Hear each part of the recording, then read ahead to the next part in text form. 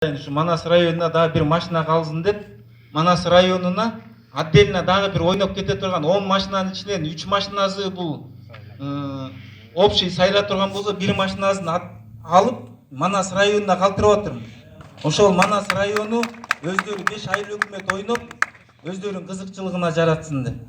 Эми Кудай буйруса, бир машина менен бир тай, бир торпок ушул Манас районуна калат. Ушундай ниет кылдык.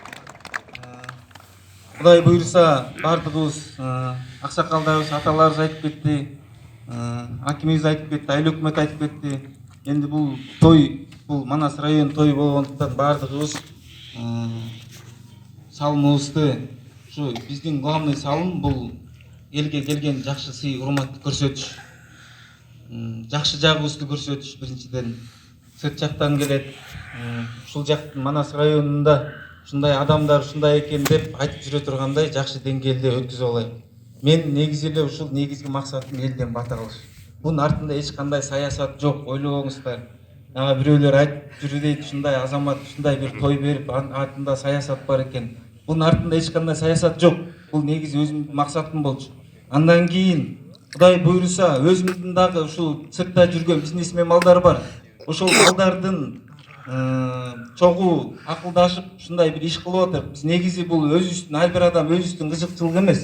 Бул негизги кызыкчылык бул элдин кызыкчылыгы.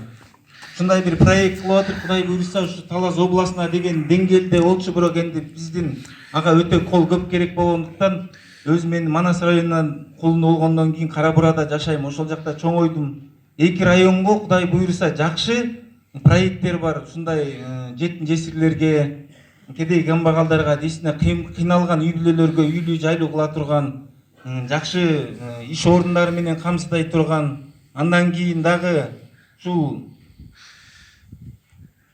райондорду өнүктүрө турган жакшы проекттерди кылып атат. Кудай буйруса аны дагы эл өкүлдөрү менен, акимчилик менен, айыл өкмөттөр менен кеңешип, дагы ал проект бүткөндөн кийин Кудай буйруса ишке ашырабыз деген ой бар. Ошол.